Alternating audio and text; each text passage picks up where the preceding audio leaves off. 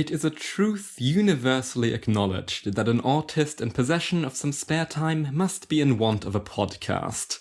Welcome to the Neurotypeline. With me, I have Tarbuck.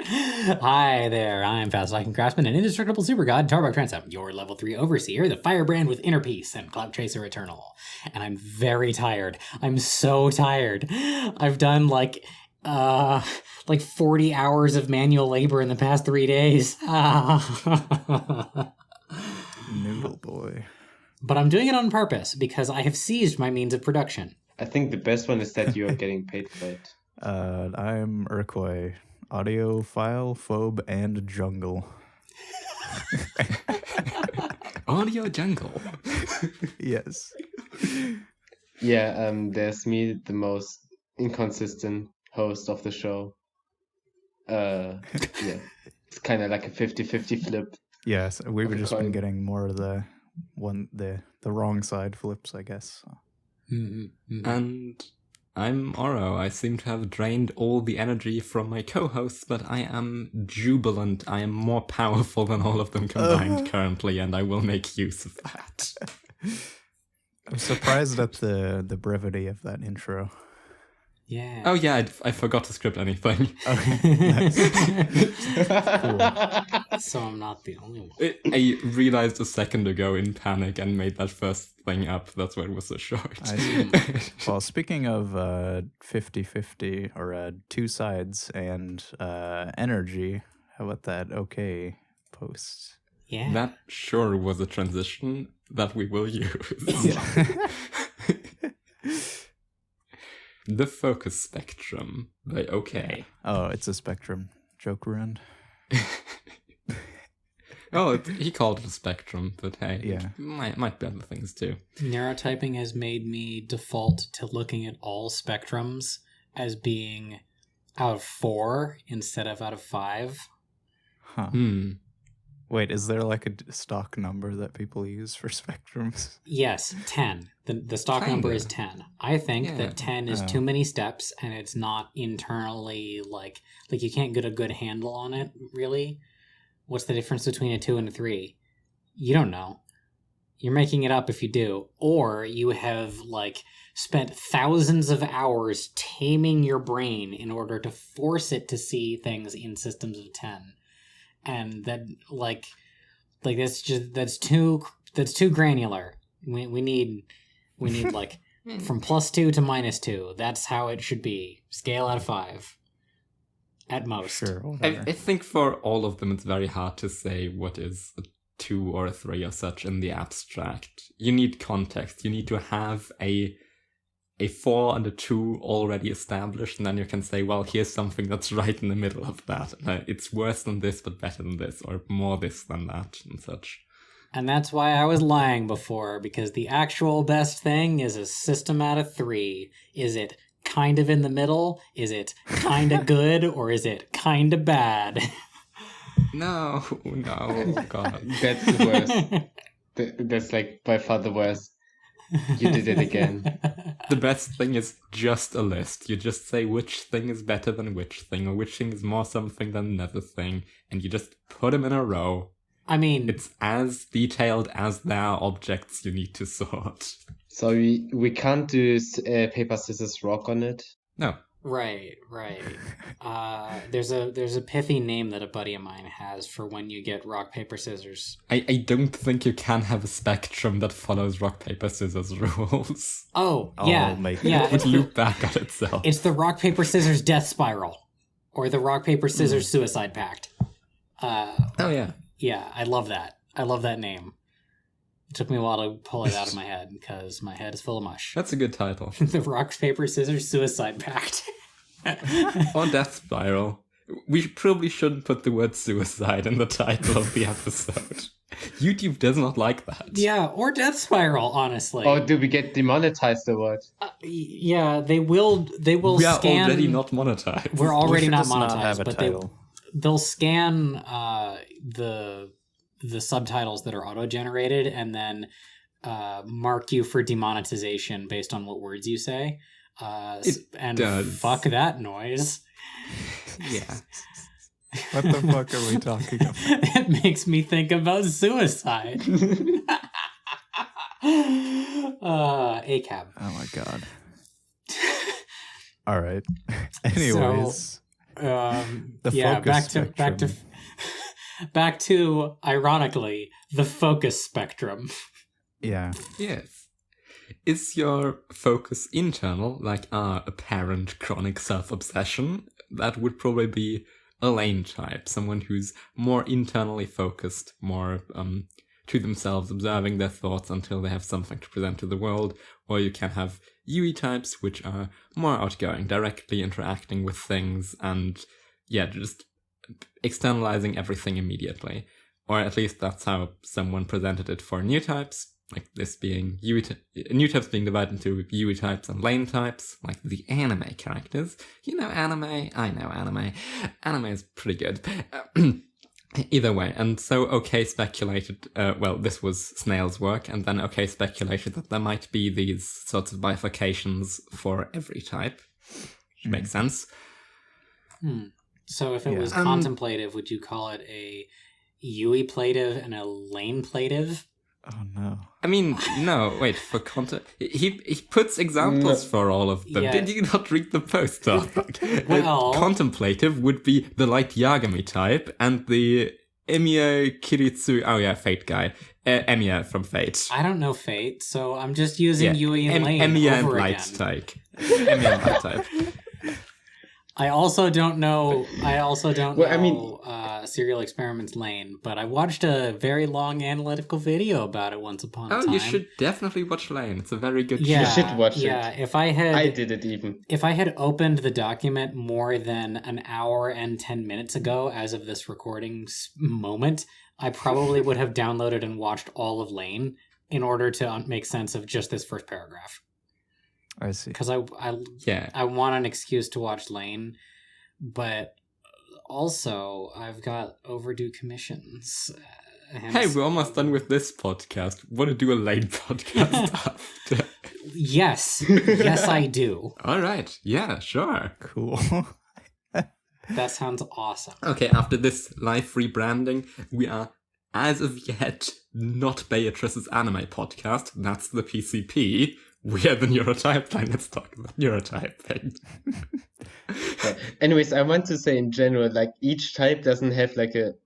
You can't like just take the UE and the I forgot Lane. You can't just take UE in lane, just put it onto all types. That's not how it works. It's like very specific to new type.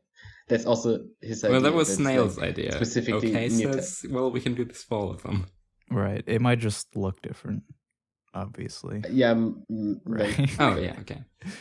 There is like an example I have that I think is this dichotomy. It's this Death Grips interview where you have Zach Hill, the singer guy, and then no, that's Stefan Burnett. This is the main singer, and then Zach Hill is like the producer and guy on drums. Yeah, one of them is very like. It seems he can't really say like anything at all. He's like struggling really, really hard, and he's like giving up on what he's saying. He's like, you know what, this is dumb, basically. And then the other guy is like, basically like tripping over his own sentences because he keeps like remembering things that he needs to bring in. Oh dear. Yeah, I guess we can link that.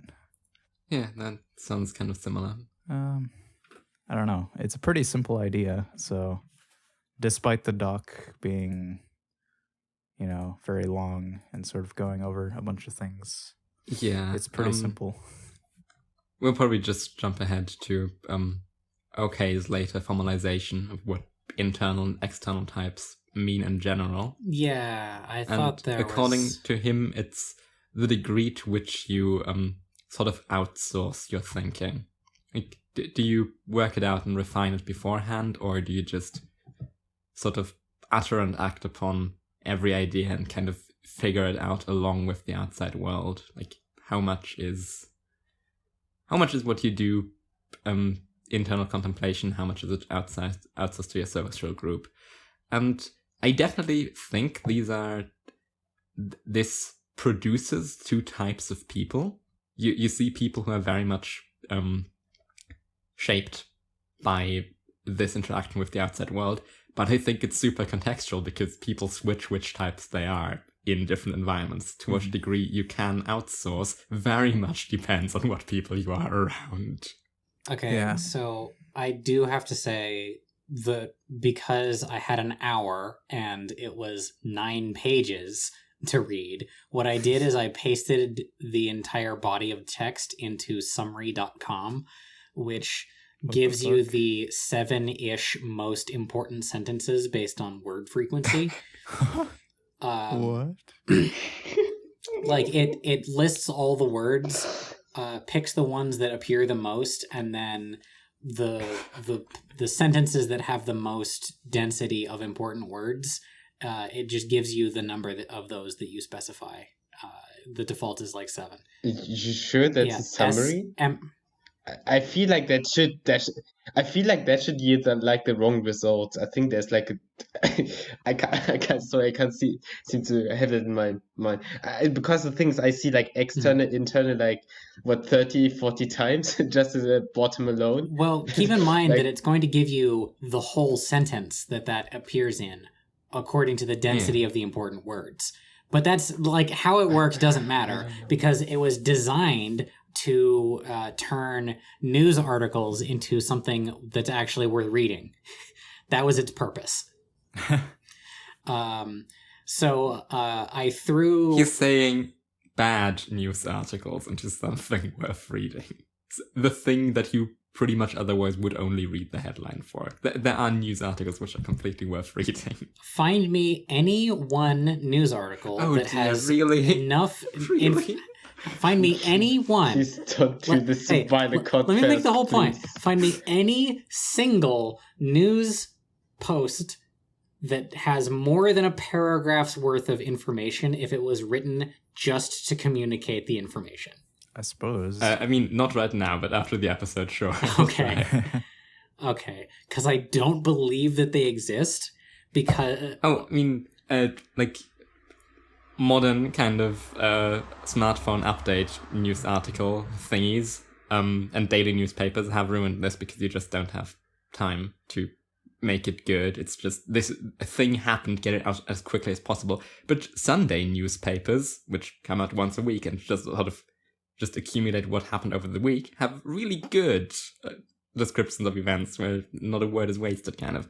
So yeah, that does exist. Just from the fact that it is a description of events, I automatically am suspicious. I mean, it's not always just a description of events. It mostly contains analysis, obviously, of what happened. It is interesting though, because like anytime I go to write something down, I feel like I'm not a very good writer, so what I'm writing down is like the literal information, and there's usually not like a whole lot there, I find.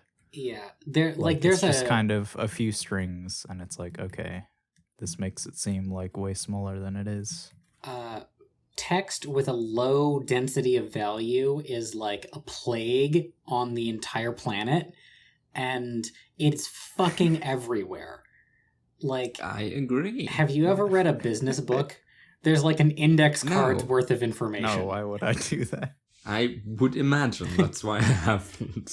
Yeah. Well, I've read excerpts and they contain nothing. They're just platitudes, pretty much. Yes, most of them are platitudes, but even the best ones are usually like an index card. Yeah. And that's just my experience of most things.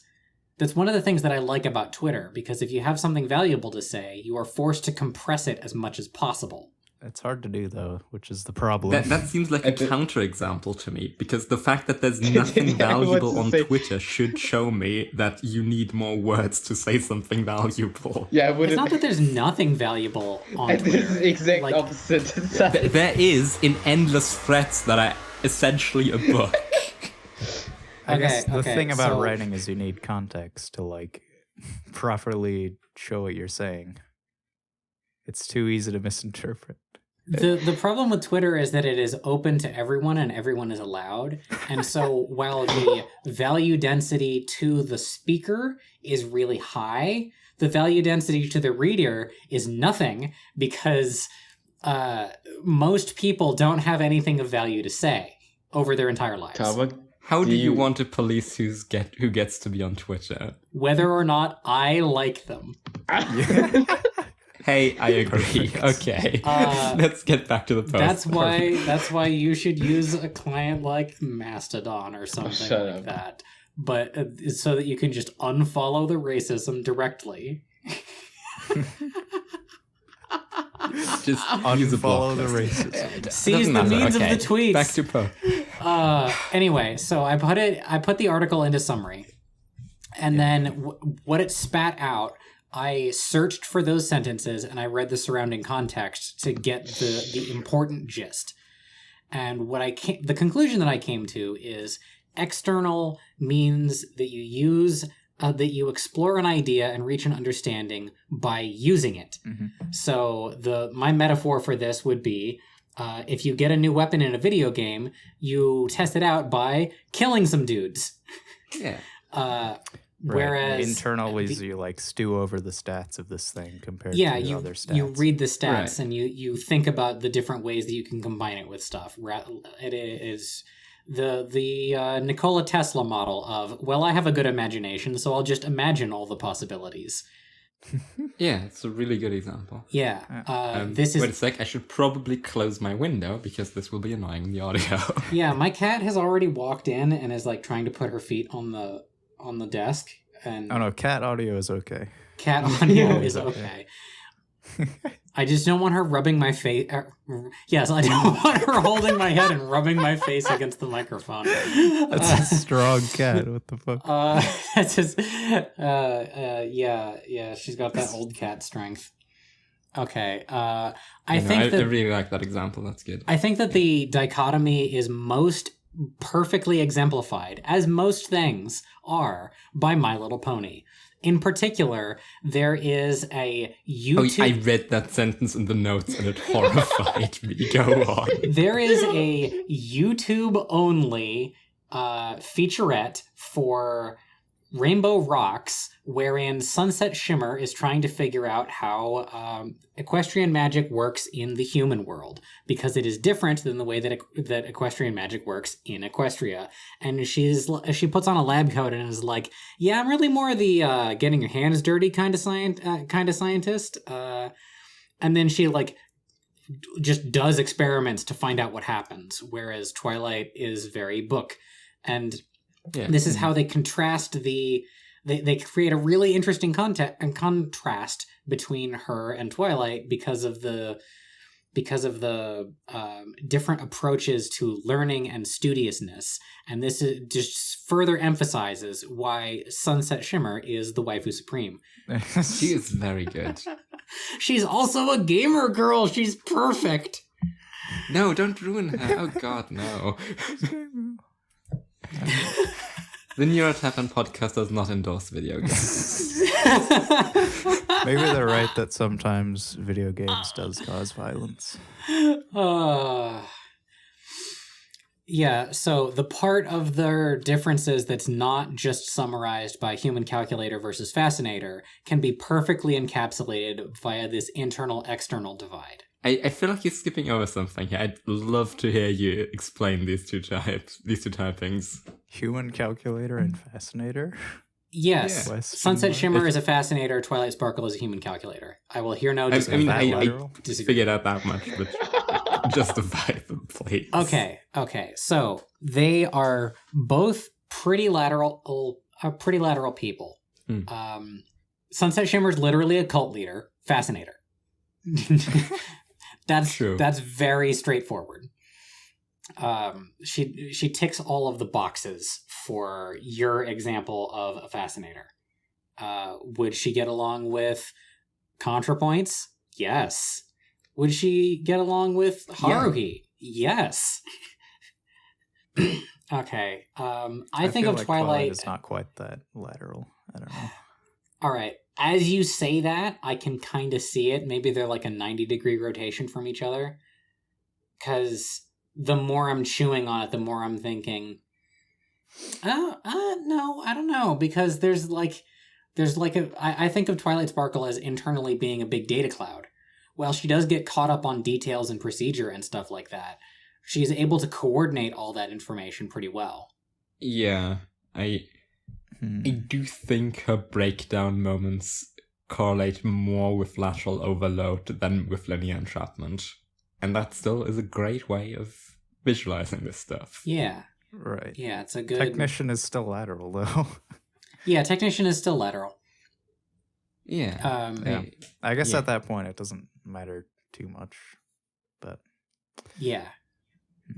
It's that quadrant and all the way to that side. Right. So just one of those two types. That's the important part. And so, fellas, type yourselves. Which one are you? I mean, like Ouro said, it kind of depends. You don't have like a most common strat for understanding something? I guess internal most of the time, yeah. Makes sense. Haha, my prediction was correct. You made the prediction? I do think I'm pretty even, but I've gotten definitely more external, and I think that's the way I lean nowadays. Okay. Character development. Yeah. When I was little, I think around about like up until like 13 years old, I think I was like really internal, like very, very what's called very stereotypically internal. But after that, I think it's like 80-20 internal now, 75-25. I kind of opened up a bit, but still like a lot of internal stuff happening. Before even like you get even a single information out of me, I still have like I refuse. Yeah, I guess the reason I was hesitating is because I was thinking less about information and more about personality. Because like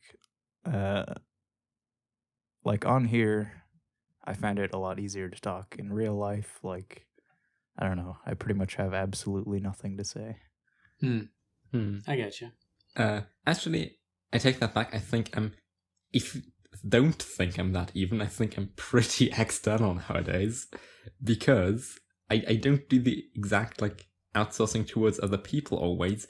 But a thing that I think I've talked to Tarbuck about is that a lot of the stuff that I write, I'll just write a character with a thing I'm mulling through and have them examine the idea and then sort of go with them through the messy process. Just try this out on a thing. Yeah, it makes sense. Seems like the same procedure. Do you want to? Do people want to submit a prediction for what they think I am? I definitely think you're pretty external. Yeah, very much so. I would say like even 90-10 even. I'm very confidently just blurt out things. Okay, not blurt out things, but I don't know. I would just expect you to say like a ridiculously high number of you lean super hard on examples and things like that when explaining. You would in like a 6x6 chart, 6x6 chart, you would be like at the top. You would be like top, like hard external. Yes, that is correct. I do say things and then decide if I believe them based on pretending to believe it and arguing with someone about it. Oh yeah, I do that. I trial by fire my ideas. It's the Prince thing of like, you always have an opinion on something, and if you don't, you will very soon. I read somewhere once, back when I still read things. It's the Prince thing of claiming you're right until you are. Yes, correct. I read somewhere once, back when I still read things, that a gentleman should have enough of a knowledge base on any given subject to have an opinion. And I just skipped that first part and went straight to the opinion. Hey, to be honest, I think I don't like that advice, if I'm very honest. I don't think you have to have an opinion on anything. I think that's like way, way ridiculous. The context, or the original context, they were talking about developing your own taste in things, like in particular in areas that you interact with frequently. Like it was advice for rich people. So you interact with shoes a lot. You should develop at least enough knowledge about shoes to have preferences in shoes. Yeah. Know what you like. And the know what you like thing is something that I do try to do a lot, even about things that I will never, ever use. Like, I have worn a tie maybe twice in the last decade, but I know that I like the English pattern of ties more than I like the French pattern of ties. That's the direction of the stripes. Yeah. Yeah, you completely reverted the context. I did not expect it to be. I thought it was a general thing. But yeah, you use it as a general thing. That's why I thought that. Yes, I do mean it in a general way, just not as general as I made it sound. Yeah. I feel like my least favorite question. No, not my least favorite question, but for now I'll just say that. Is what is your favorite thing amongst these? And it's like, why does that matter? I haven't thought about it. Why do I need an answer? You know what's the most horrible question? I think it's on color. I don't. Color? I never understood the motion of a favorite color. Yeah, I mean, I have a favorite color. Yeah, same. I just have things that I like seeing. It's just, I see it, it's good, I enjoy it. The things I can't just say great to people. Or can I? Yes, you can. Yeah. Do it. I mean, I already did it. And it's like, okay. And I don't have anything more to say to that. Maybe pick a more specific gray so they don't think you're joking. Yeah, 7F, 7F, 7F. Yes. No. Yes. That is the most human calculator response I've ever heard. Do tell them this. And then they'll go, and then they'll be like... Just say anthracite or something. No. I get say that... F7, that... F7, F7, and then they'll go home. They'll go home. No, say that. That's great. They'll go home, and they'll be like, what even is that look like? And they'll be typing it in. And then, who is this man? I get that having a favorite color is not supposed to tell you a lot about someone, but that answer sure does. Now, I just imagine somebody who goes home and presses the F7 key 3 times and is very confused. Hey, F7 is very white. 7F is very gray. It's like exactly in the middle.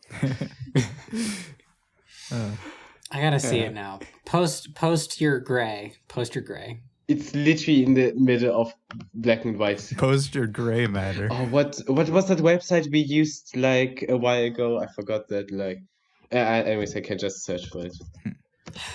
That's excellent. She really wants as I say every time a certain informational YouTuber takes month-long breaks between videos, post gray. Yes, I agree. And also do your fucking podcast. I hate that. Anyways. Okay. Hey, notice the profile picture besides that. Your PFP looks like that. But it's not. It's not. Yeah, it's not. All right, I gotta turn my flux off for a minute. All right, that's a pleasant gray. Yeah. Pleasant. My signature hat is that color. Well, in strong lighting, which is where you're likely to see it, because in like indoor lighting, you will not encounter me because I will be in the workshop or not leaving my house or something. Right, because pigments don't have an inherent color. They're very dependent on their context.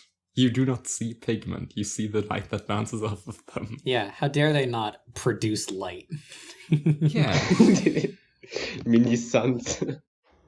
Just tie LEDs to your hat. I have literally thought about hooking up near-infrared LEDs that are designed to high-frequency pulse at high intensity. Because of these... there's this, like, paramilitary product called Halo glasses that have these LEDs on the corners that do that. So that if a camera tries to see your face, the infrared filter can't screen out enough infrared, and your face just looks like a white blob. And so I thought, in the age of like spy cameras and shit being on everything, that would be a really cool privacy device. And because of the high frequency flash of them, a battery would be that it would take to power one of these things would be really tiny and pretty easy to just carry with you. And then you have Sam and Dean Winchester knocking on your door. They saw some weird footage. Yeah, there's that. Yeah, and then it gets really weird pretty quick. Okay. Some stuff happens. We're 30 minutes in, and we've done one post. Nice. Not the worst we've ever done. Yeah, but it's by far the longest one, so... I mean, I'm pretty much done with the internal-external thing, because honestly, Tarbuck's example is so good that I think everyone got it now.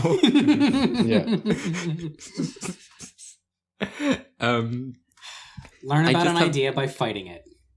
Yeah, I've more of a problem with the original example. Like, the Yui Lane thing does not seem to me like that. Yeah. It doesn't seem like Lane really works through the mechanics of something before. Like, Lane very much just does things. She doesn't even figure out that she has been doing it until a long while in. This does not seem like the distinction here. This just seems like, oh, well, Yui is kind of vapid and Lane is part of a more intellectual show. It makes more of an inference on the media they're from than on the individual characters. And similarly, they draw a distinction between Haruhi and Haruhi Suzumiya and Senjo Gahara Hitagi from Monogatari. forgot the name of the show for a second. Hitagi acts, and only once you figure stuff out does she give like info dumps and explains herself. And Haruhi doesn't explain herself. Haruhi just does.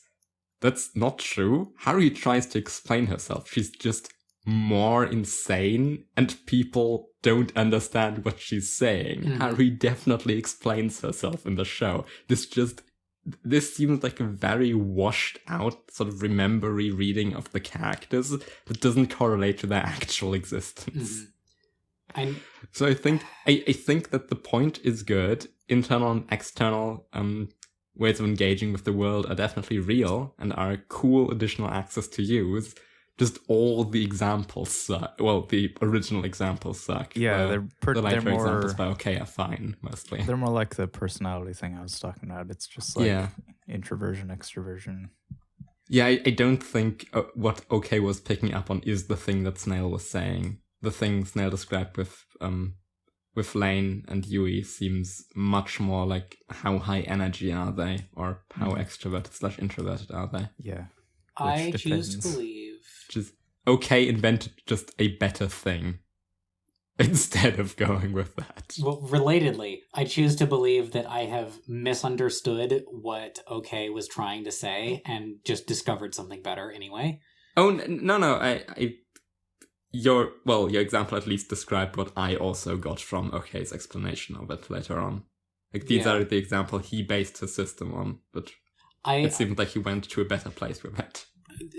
Because you had phrased it in terms of like outsourcing thought, that's the part of it that didn't really grab me completely, which is why I thought that we thought different things at first. Because I wouldn't necessarily... I think the testing out the weapon, like hitting it against thing, is a way of outsourcing thought. That is, reality will tell me what's true. I just have to try it. Did you think I would think? Yes. To provide another angle on it, just to make extra sure, I also do this with other people's ideas that I just don't want to adopt or pretend that I'm adopting. I will argue with them about the thing that they think and the opinion that they have, because I think my opinion is better.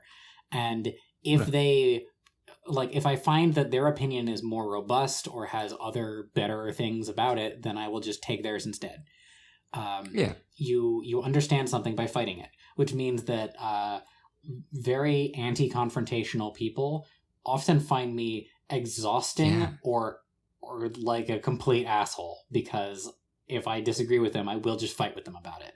Like how I also think that it's way harder to convince anti-confrontational people of anything. It's really annoying. You can see an example of this on Not a Vampire's latest stream, where I argue that certain student-teacher relationships on Degrassi are totally fine, actually. But not others. And that's the important part. Sure, I don't know. I've never seen Degrassi. no input. Well, I made a very general statement, which is power dynamics affect a relationship to the extent that they affect a relationship. I'm not instantly opposed to there being an asymmetric power difference between that will always be the case. You can't completely get rid of that. As the world's most powerful person, I therefore would be disqualified from having any relationship, if that were true. Yes. Wait. Before we move on to the next thing, unless anyone else has something, I want to quickly strongman the have an opinion even if you don't know anything about the subject point. Because I actually think that's a good idea. Yeah, so do I. Yeah. I mean, I believe it on multiple levels. Yeah, because on the one hand, it's way more easy to have an opinion if you don't know anything. Like, Dunning-Kruger, people who don't know fuck will have their opinions, always. And that's a good thing. Because if you have an opinion, you'll be more likely to be called out, and you'll be more likely to engage with shit that disagrees with you. You'll be much more quickly sucked into the actual discourse and get what's going on. If you just adopt any kind of position, know that you're full of shit, and go from there, instead of just trying to go in from a neutral perspective, because you'll take a longer while to get sucked into it. Yeah. I don't know.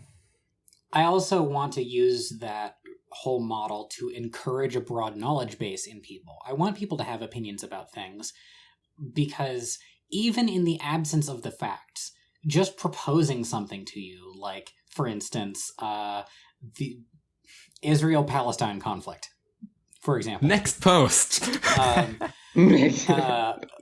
Like, even if I am wrong about the facts, when I propose it to you, you should be able to develop, like by using reasoning, develop some thoughts about what I'm proposing to you.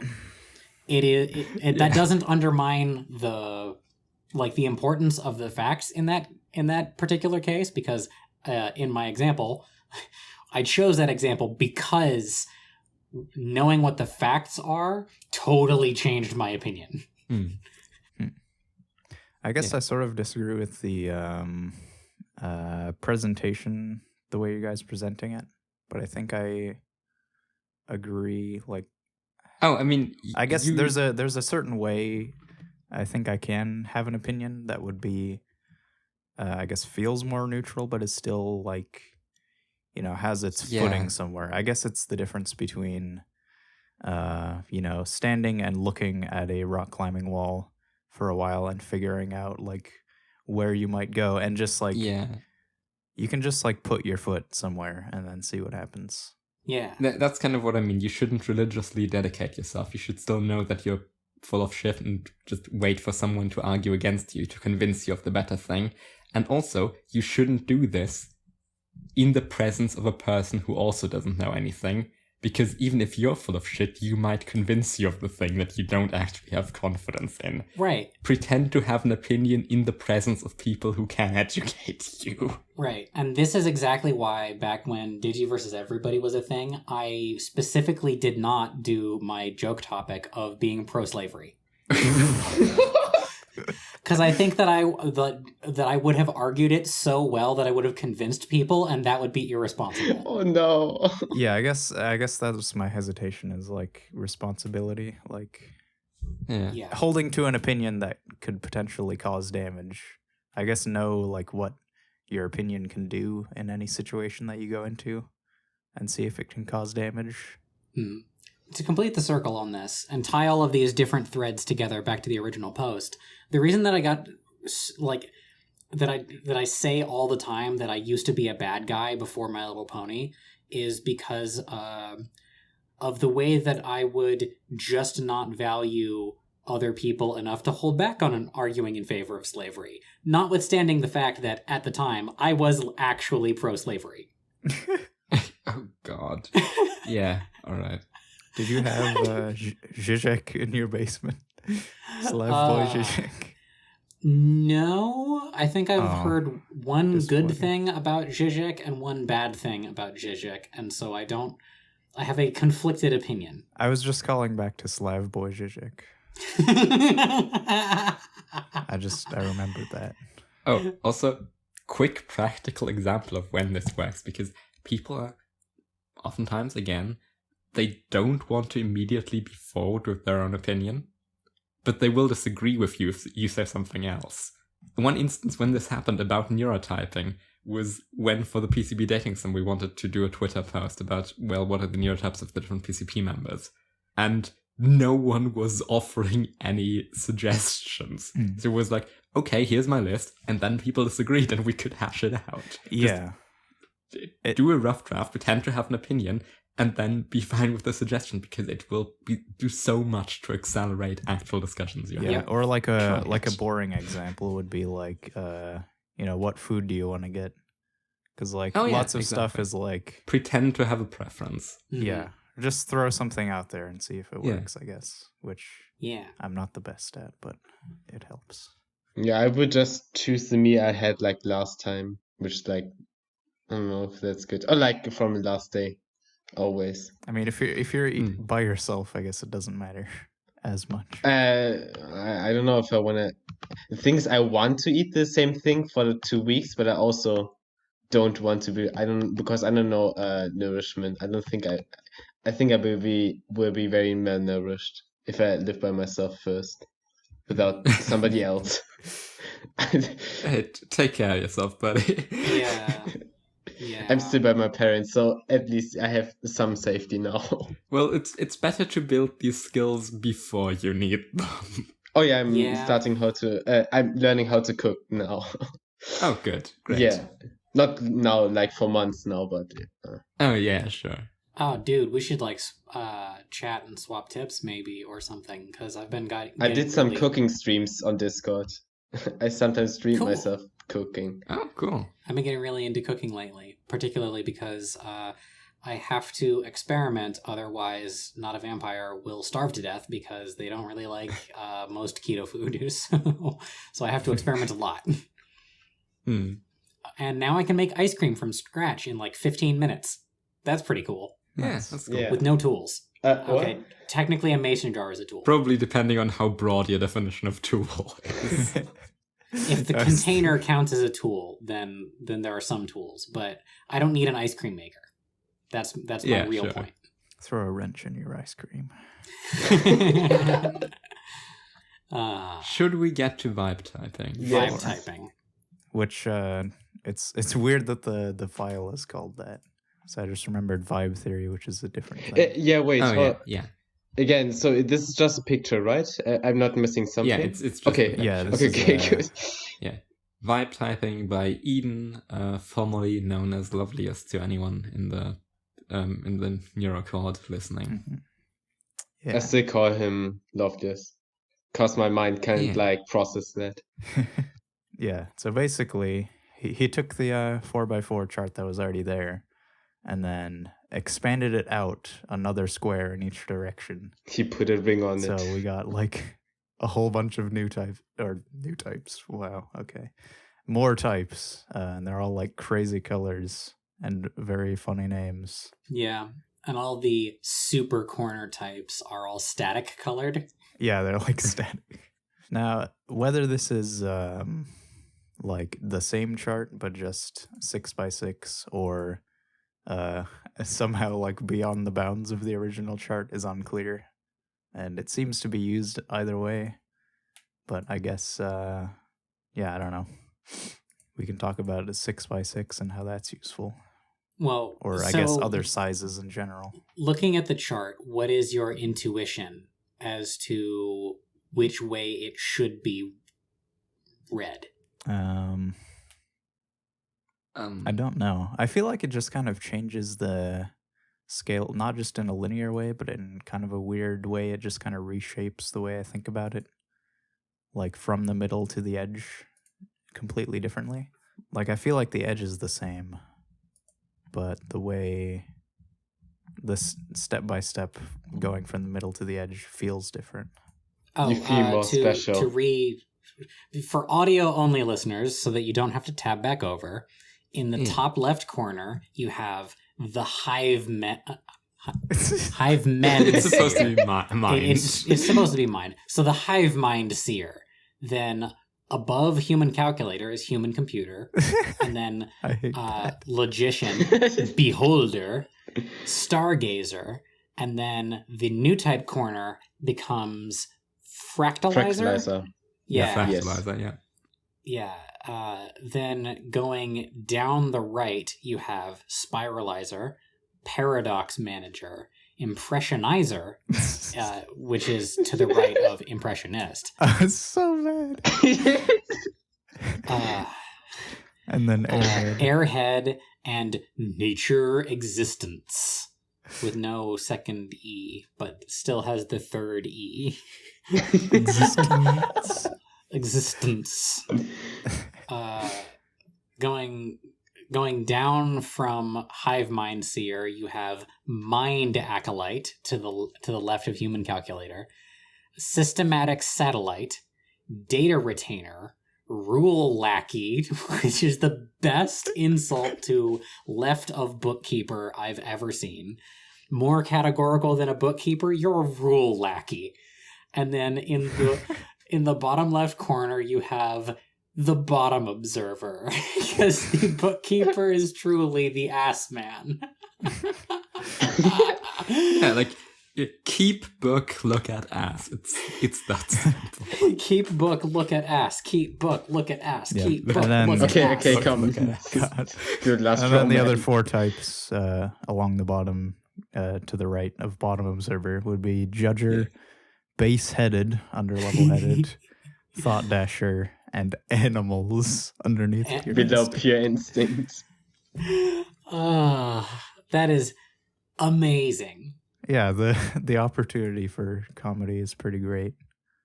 When you just have to come up with, how many more names is this? 20? Yeah, 20 more names.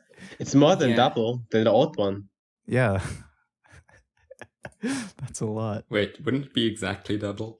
No, the corners are not included in the doubles. It's 16 and 20 new. Oh, yeah, you're right. Mm-hmm. Sorry. I'm an idiot. Yeah. All right, and important for context, the bottom left has in pure white text, which makes it hard to read the labels underneath them. Bottom observer is facts, boring, stupid, and up in the new type corner under over the top of fractalizer, you have vibes, awesome, epic. This is very much Megazord culture of lateral impression is good. Everyone else, we don't like you unless you're cool. Yeah. Man. Oh yeah, so Candace called himself a stargazer last time. That is incorrect. He's a spiralizer. Wait, no, we wanted to talk about whether we think this is an expansion of the chart or just another grain of it. I'm not sure which. Another graining. I guess I do have a direct example of using it as, just the same space, but divided into 6x6, is my Star Trek chart that I'm still working on. There's like a billion characters. So, hard to get exact with people on that. But just slipping this chart underneath the other one is pretty interesting. Just seeing it like change all of a sudden and then totally rethinking, where exactly I would place these things. Because, the center of squares and then the edges of squares kind of do weird things to perspective and they kind of influence how you type people a little bit. It's kind of like digital artists when they flip their picture or something, then they correct it or something. I feel it's like the same when we put like people on the same chart, we just still correct them. It's like, wait, this doesn't feel right. Mm-hmm. And being like a border type myself, it's like, if I take away those borders or change those borders, it's suddenly very different. Yeah, I don't quite think that's things completely outside of what a person could be. But I don't think it's completely just a retiling of the square either. I think something like that is useful, like just having different granularities, either just doing quadrants or doing something even more granular. Mm-hmm. What I think of this as is kind of, we have the normal chart, which is where people will probably be. Like, a bunch of people in the neurocode, for example, type themselves as pretty high lateral, or I would type myself as, like, on the right of a statistician, whereas there are characters in media or such, like Carmina. If Carmina is on the chart where Beatrice placed him, then I would definitely be left of that. This gives us the option of put him kind of in paradox manager, because Carmina is not a functional person. And there are non-functional people in actual society. I do think this outer perimeter is inhabited, but it's only inhabited by like 0.1% of insane people. Yeah. To bring it back to bell curve is the middle. These people are completely bonkers. Yeah, but they exist. Well, yeah, I don't know, because like this depends on your reading of the original chart too. Because I already think of the edges of the original chart as like only a tiny fraction of people are here. So yeah, I do too. But well, I don't know, because you tend to type people more extremely than I do. Maybe I do. Then again, they are characters, but I'll still.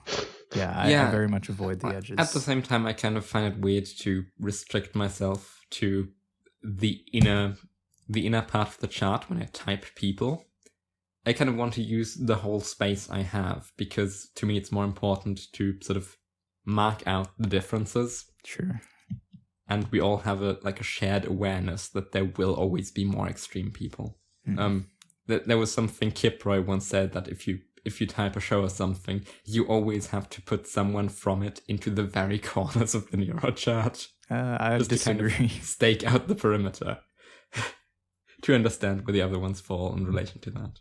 I just tend to keep the context of like everything always at all times from everything else. I guess what I'm doing is with the cardinal convolution thing. I just always limit it to a specific subgroup. Apply the chart to that. What's the most lateral? What's the most linear? What's the most impressionistic / lexical within that? I'm not applying it to all of humanity. Yeah. If it were all of humanity, all of it would be kind of shrunk to the middle a little, or maybe shifted in some direction. Yeah. I guess you could do like both, like have, make a chart of people and then like shift it around if you are sticking. Yeah, right. You can always position this subgroup chart on the original neuro chart by shrinking it down and moving it somewhere. Yeah. That's just the kernel thing in cardinal convolution. Like you will usually just have a problem if you try to make it like a meta chart where you have like several like smaller charts and just put them together. That's, I think, the only time you will get trouble. Yeah, no, exactly. That's what I'm describing. Yeah, something like this monstrosity that I just posted. Wait, what? Oh, what the fuck? What happened? Oh, I see. Exactly. Oops. Yeah. So the chart that I just posted is the original chart with squares cut out of the middle so that you can see where things project. Yeah. Say, but why don't you like the borders? Why did you cut them at the borders of the old chart? Not the whole chart. There's like framework going through the middle, you see. Wait, no, I can see it now. Oh my god, you didn't like chop them up. You just removed the part of it. But you can still see them. Yeah, isn't that horrible? Oh my god, that's so horrible. You didn't like redraw the lines. I didn't redraw the lines. No, why would I do that? They aren't even clean cut. Like the one esthetician is just straight up bigger than the other ones.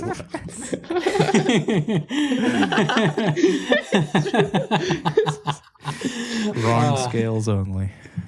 Wrong scales only. Mm-hmm. Yeah, here. Horrifying. I'll make another attempt at it, I guess. No, leave it like this. This is sure people can understand. Yeah, they'll probably get it based on this, probably. Yeah. Actually, one more thing. Like, I would still say, for me, the way I use it is kind of like both. I would say like both as like a new grid and as a new rescale. But the things, if I I was like actually like earlier I wanted to say that I'm completely 100% for this is just a new grid, but actually now that I think about it, I do think like differently about it. It's kind of I was like kind of confused because I thought, oh yeah, this is just a new grid, but then you said, oh yeah, it's kind of also like a resize. I didn't even like think about a resize. So the thing is, if I would like put myself, of course, in the old Neurotype, there's only like human calculator. And now I would still do it like 100% of the time in Mind Acolyte, like the thing left of it. And the thing is, like, this obviously can't like just not be not so this has to be like kind of not a new grid, because if I put myself here and in the old chart, like relatively, I would still put myself like a bit differently. It's very, very funny. I would still have almost the same distance to the left side in both charts and in both. So I feel the way I think about my lexicality is like think about what's about the maximum lexicality and just put myself just a bit of right of that. That's I think one thing I thought of myself now. It's like very, very cool that I've never even thought about it. Just I measure myself by like a lexical extreme. Yeah. I think that's also like that, because this like this also like what's it called? It like touches on the subject of like well, is this just a resize or is this like shifting or anything? And if you think about where you position yourself and like measure it, I think you can, it also touches on that subject, like how do I type myself even like in a normal chart? Is this even accurate? Yeah, I guess it is kind of that the thing I was doing with the Star Trek is I would find myself like adjusting people after the fact once I, put this 6x6 underneath it. Kind of recontextualizes what it even looks like. And I guess there is the reading too of this that is like, in between where I guess the original chart would be is sort of like halfway through these new types on here. The new squares. So it's like a little bit more breathing room, but not like to an extreme. I think part of the problem that I have with not making the border beyond the limit of normal humans is that this would make me a fascinator, and the way that fascinators are typically characterized is different by enough than overseers that I'm Yeah, but like I can kind of see it because I do like at a convention or something like that. I do develop a cult of personality and stuff like that. But that is a limited run mode. Like I can only operate like that for so long before I burn out. Right, but that is just like part of like the pre-established archetypes of these. Like if you're handed like a blank chart that was 6x6, and then you were handed to you, and then you were handed a blank chart, but it was also just 4x4, and you just put yourself on the same spot. Like it wouldn't matter really. Yeah. Like this, if we're thinking of this as a retiling, then Overseer is not even the same thing that it was. It's only a fraction of what it was. And Fascinator has also changed a bit. Yeah. So you've like condensed. Yeah, the way I think about this, and I won't force this upon Tolgi if he wants to call himself a mind acolyte, but sort of anyone in neurotyping circles is within the original chart. I don't think that any of the hyper-autists in the outer perimeter could engage with this system. This is something to purely be analyzed from the outside, from within. This way I think the original chart is useful. Like, anyone who finds neurotyping is on the original chart. Oh, I see then your point you were making earlier. I didn't get that. And we can then point at insane people and be like, okay, that's a fucking thought dasher. I guess so. It's almost more useful to look at media through the outer perimeter, because media has a lot of people who are more extreme than normal humans would tend to be. Well, would tend to be, because now I have to think about... there are insane people. Now I have to think about whether a buddy of mine is a mind acolyte, hive mind seer, or human computer. I also think I know a rule lackey, honestly. Yeah. My cousin might be like base-headed. All right. I've changed my mind. This is, well, it is. I think your read of it is now my read of it. Putting into practice the things that I set out in the first post, which is have an opinion, and then when I talk myself out of it or get talked out of it, just abandon it and move on like nothing happened. Yeah, I think I just did that twice.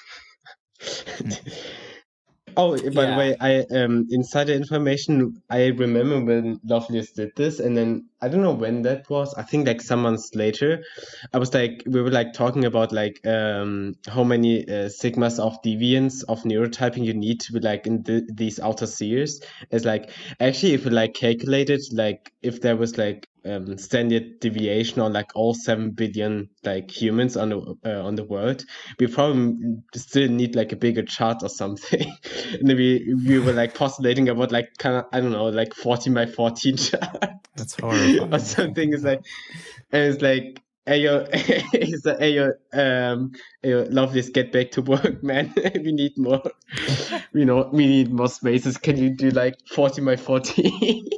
14. Well, Why? remember that each square is already subdivided 5 by 5 or 4 by 4, depending on whether or not you're cool.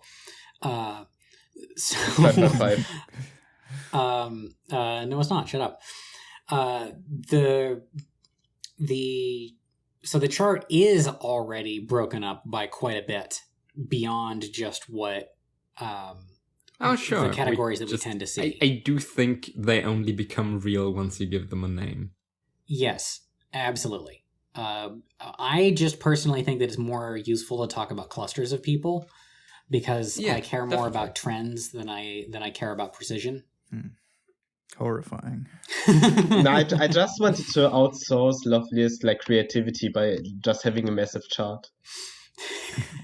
The problem I have with trends is they like die in my mind instantly. I run them through because I'm an entropyromancer. They burn, and it's like, okay, yeah, that ended. Okay. Well, thankfully we can each maintain our own charts, huh? Yeah. Yeah. You can do whatever you want. Cognitive dissonance continues to be a skill. Believe all of these things, dear audience. Yeah. If I were handed a blank chart, that's 6 by 6, I think I would put myself somewhere between Fascinator and New Type. Like maybe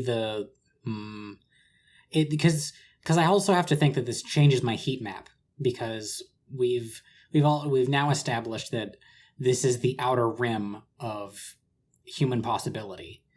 So do you go to data retainer?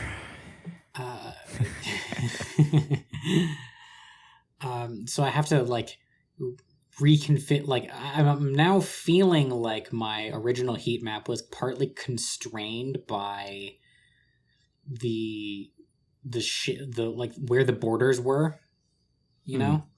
Right. Yeah. Because of the stereotypes? Yeah, like I said, boxes do funny things to the mind. That's because you don't like crossing the line. Yeah, you gotta draw like I don't like lines. crossing the line. Yeah. Yeah, kind of. You think of these boxes as sort of distinct units, even though we all know it's a spectrum. It still has an impact on your mind, whether you're still in like analyst territory or whether you're already in human calculator, even if the points are only like a millimeter apart. I was having like many crises about being a new type, even though I'm on the left side of it, which is very different from the right side of it. The whole box becomes defined by new type. Yeah, you're a lot closer to some fascinators than you are to some new types. Yeah. And by way of being colored different, that still seems like a huge divide. Yeah, if I just delete the border, suddenly it's like, oh, okay. Yeah. Easy. Yeah. I meant more that like the outermost edge of the chart, there's a certain distance I want to stay away from it because I don't think that even at my most lateral that I get that out there unless I'm in an altered brain state, like when I'm even more tired than I currently am. It's almost like blinders or something on the edge. It's like or spikes. Don't touch the spikes. Don't touch the spikes. But on the other hand, it's kind of like a fascination, no? Like the outermost types are like, oh, holy shit, those are like deranged, like power 2. They're not like on one side deranged, but on 2. It's like, oh, this is actually quite an interesting person. Maybe I kind of want to approach her. Who was that character from Kill la Kill? The crazy person. Oh, that's like all of them. Which one? I feel everybody's the one crazy with on that show. The eye patch and the one who's always animated. Is that her name? The one who like was animated as like a 3D flat. Oh, thing. Nui. Yeah, that's close enough. Not Nui. Like I could see that person as like one of these extremes. I suppose, yeah. I really like that. I think I've only ever even written a character who's outside the normal chart. What's this? I really like that the one outside of Fascinator on the lateral side. The one outside of Fascinator is a Beholder, which is the name of this monstrosity from D&D. This is a Beholder, and if you go beyond Cult Leader, I guess this is what you get. Yeah, this is what's influencing the cult leaders. Not to be confused with Beholding, the entity from the Magnus Archives. I've been thinking more and more, because we're nearing the final episodes. I think we have 1 or at most 2 after this one left of the normal rhythm of the show, just because we're running out of posts. And then we get to do shake-up episodes. Those will be fun. Yeah, right. We get to do other things. And one of the things I've just considered was we could, because things only become real once you have a name for it, and it would give people way broader of a lingo, we could try to just go over the chart and name every little sub-square. Oh it would my force us god. to discuss like the attributes everything has. It would end us with something that is actually kind of useful maybe to people. Well, probably for the 4x4 for each square, not for the 5x5. That would be an interesting challenge. Probably even 4x4 is pretty bad, but we could 3x3 each square probably. So we literally do this 40x14 square I was talking about earlier, basically. Yeah. I will only promise that I can manage to do subdividing each neurotype into a 2x2. It is. That would probably be still good enough. That's still an improvement. That's still an improvement. That's just not enough. Yeah, so that's like quadrant down, down, and then down again. Yeah. Like a third time, yeah. Yeah, that's just 28 more than this. No, just an idea. Yeah. Interesting. Yeah, I think I remember Lumpy on the Neurocord doing that once. It wasn't exactly that, but he like put sort of superimposed the like floating squares or like rectangular shapes onto parts of the chart and gave them names. Oh yeah, I remember that. Oh, was it actually Lumpy? Yeah, it was Lumpy. But damn. There was like a strip along like Technician, maybe leaning into Contemplative or something he called like Extrapolator. Yeah, I remember sorts of that. I didn't know there was Lumpy. I thought there was like should be somebody else. Huh. That'd be fun to do. I wonder how we would do it. Like what the format would be. GIMP stream. Or would we just have to be like go for a section of the chart and then try to name parts of it? Oh yeah, having like all 16 things and then just zooming in on them. Or like having them as separate pictures and then just putting them together also works. Maybe, yeah.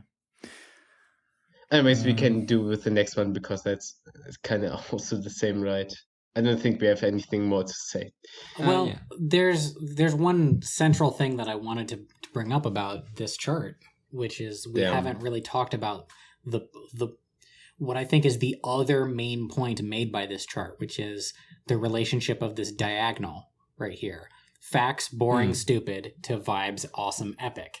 Like the facts to vibe diagonal. How does that resonate with everybody? I don't know. Well, I do agree that facts are boring and stupid, and that we should never use them unless it is strictly necessary. I'm unfortunately very far away from that line. People forget this. Ouro does not believe in logic.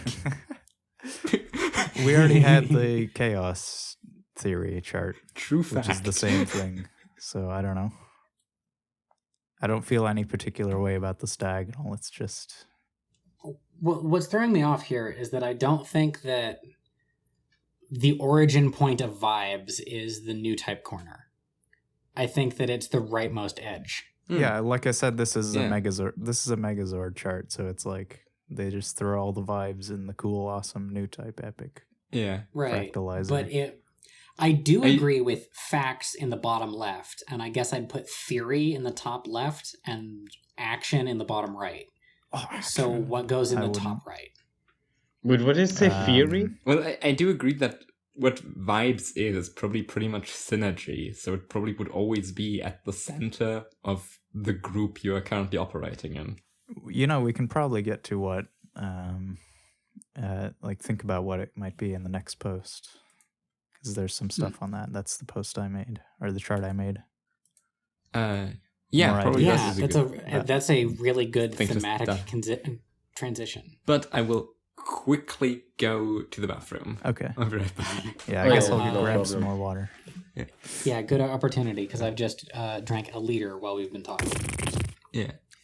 Oh shit, you said a liter. It's very rare that I hear liter in English. It's not different approach to the axis. What the fuck did I say to the axis?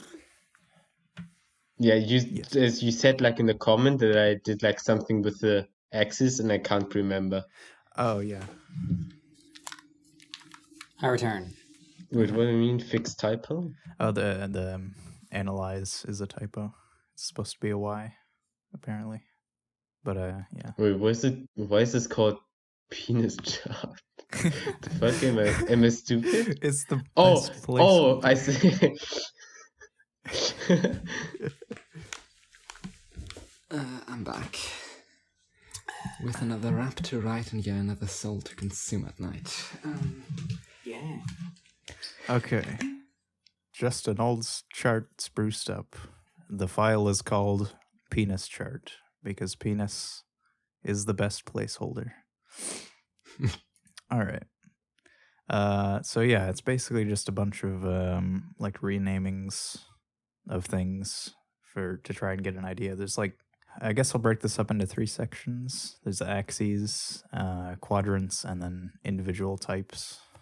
So I'll start with the axes. We have entropy, which increases with laterality. So that's linear lateral. And then structure, which actually increases to the left toward lexicality. So that's been flipped. Is structure. Yeah. Amount of category. Yeah. Yes.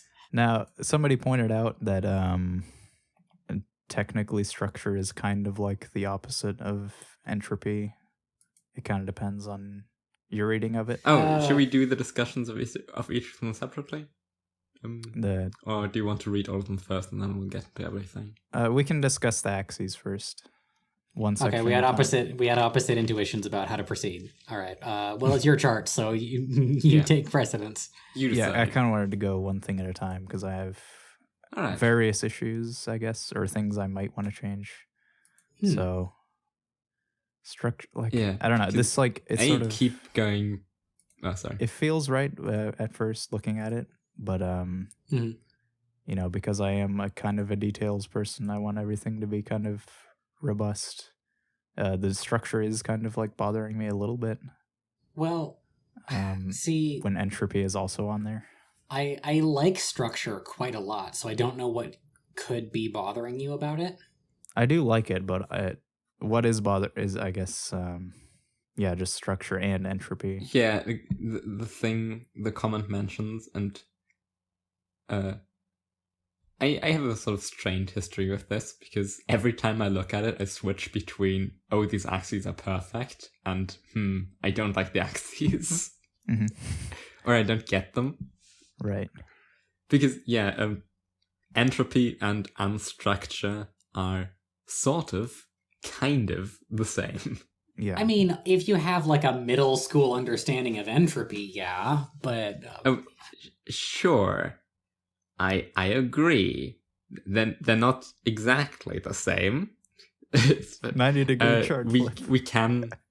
We can think of, for example, for a human calculator, we can think of thermodynamic systems, which are super duper structured, like follow very simple rules, but are highly entropic. Mm-hmm. And obviously, low structure, high entropy is easy. Low entropy, high structure is easy. But I have real trouble thinking of an example of low entropy, low structure. Yeah, it's nothing. It's pure instinct. Because they're like highly correlated, at least for the most part. Let me think about that. What would be? I approach it from a software perspective, or like detail and language. Like when I am learning a new character set, like an alphabet, but more than that.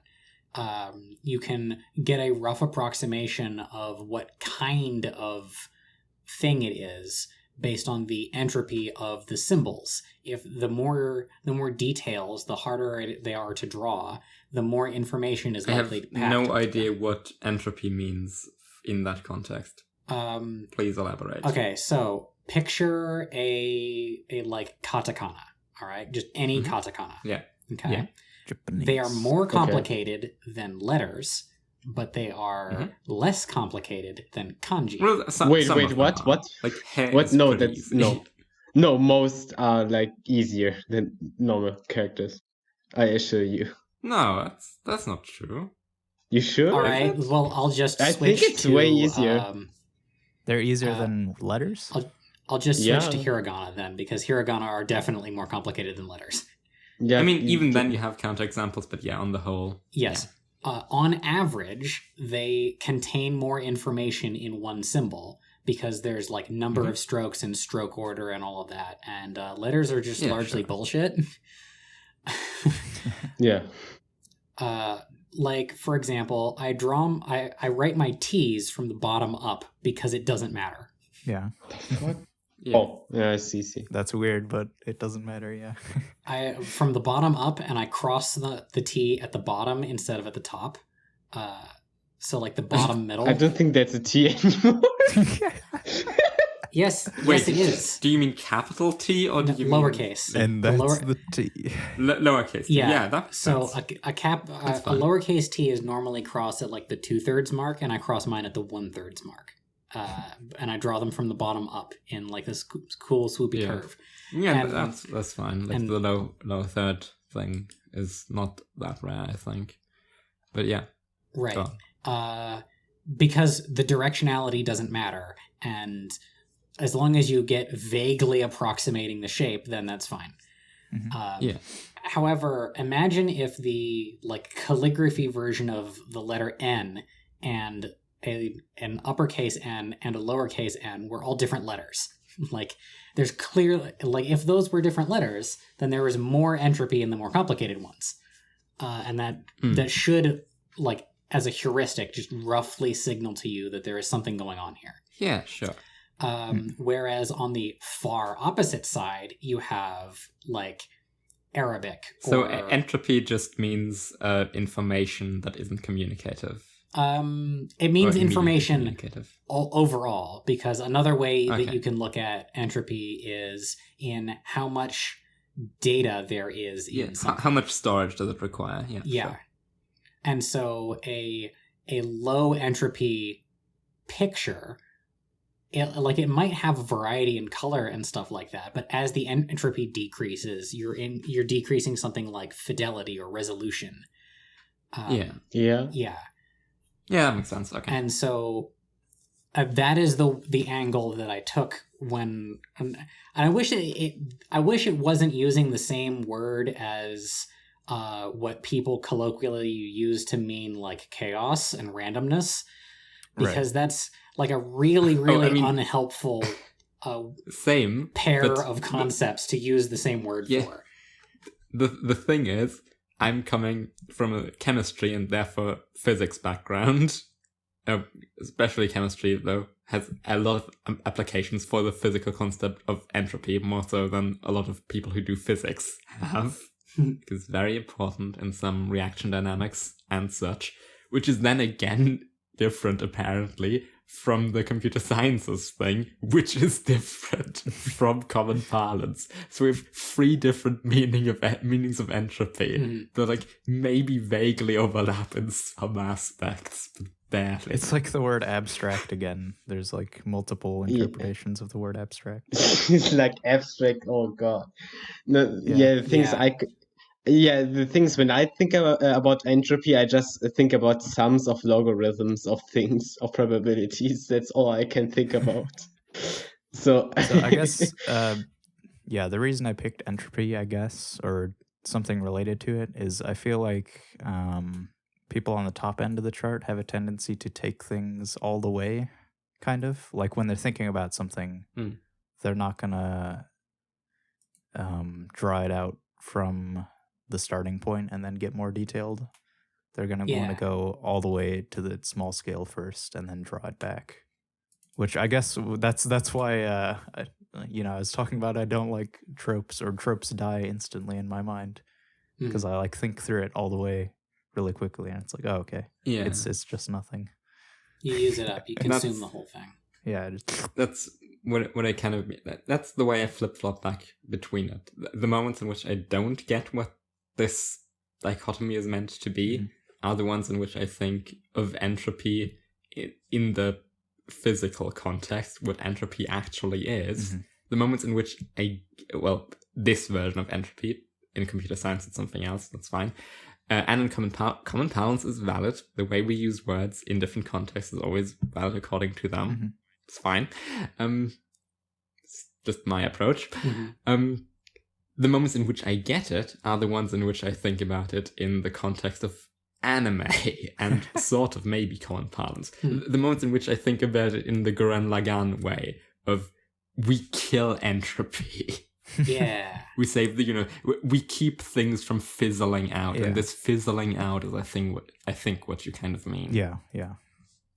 It's the graininess at the end of time. Yeah. I thought of an example that more perfectly illustrates what I was trying to get across with entropy for all of the people that I lost before. Okay. Do you know how a JPEG works?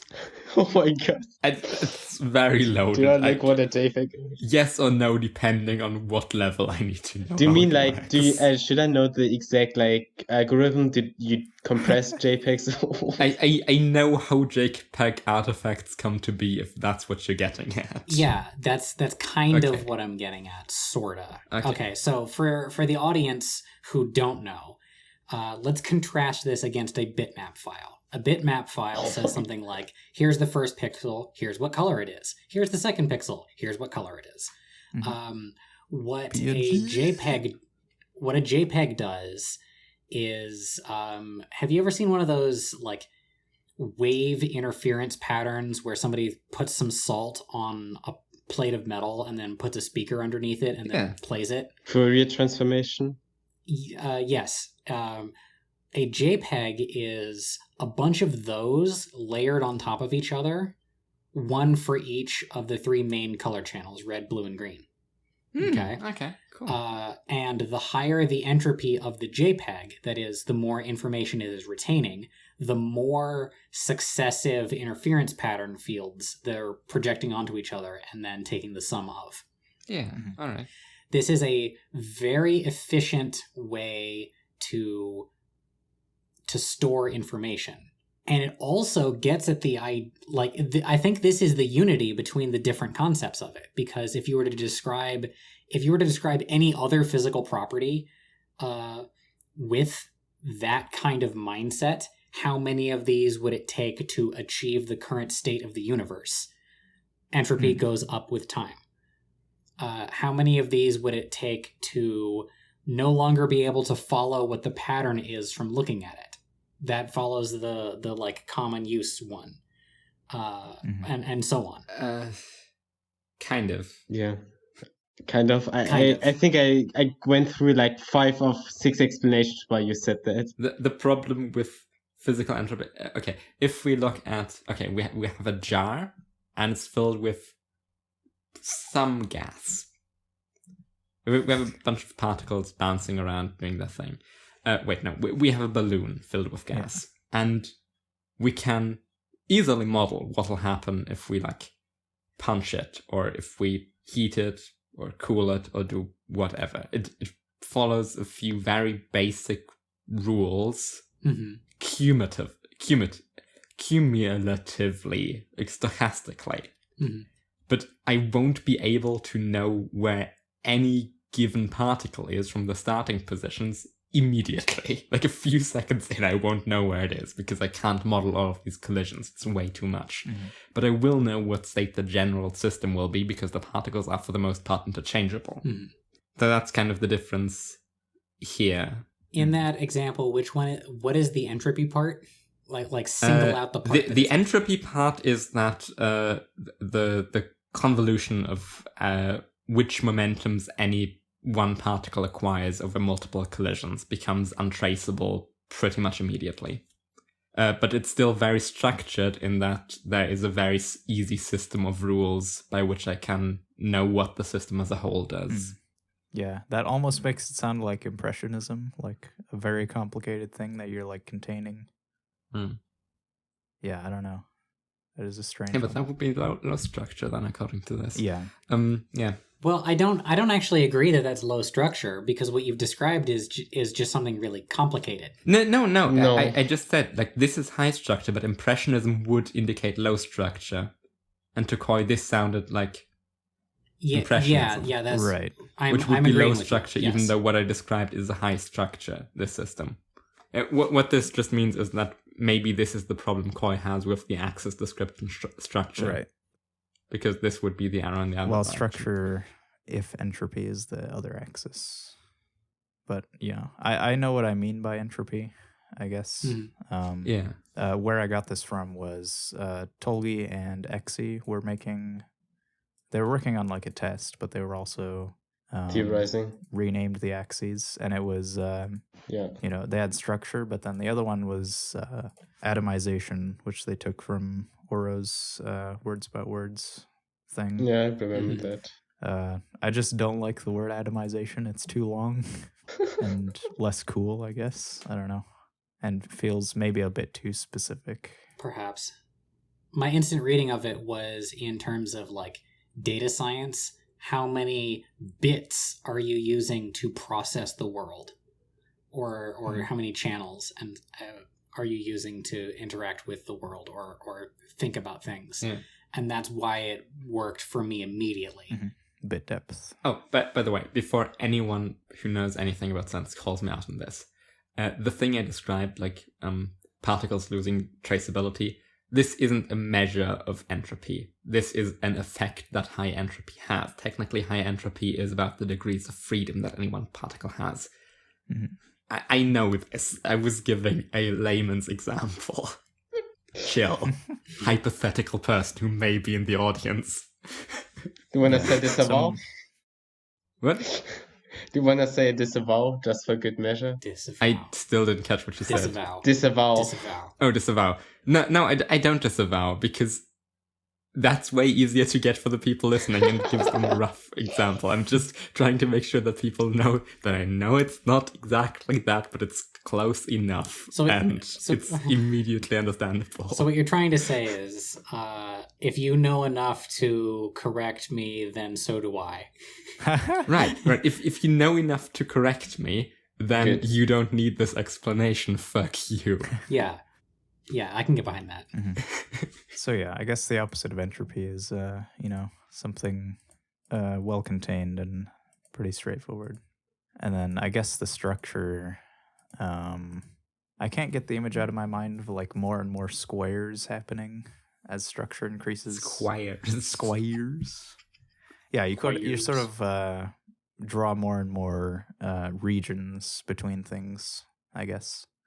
Yeah. I have the image of like lava, that's the low structure, and then like buildings emerging out of the lava.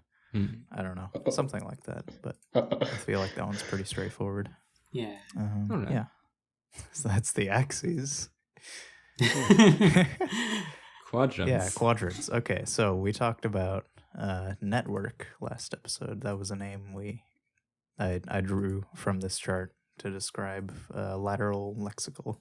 So that's what I have here. And then lateral impressionist, I have expand.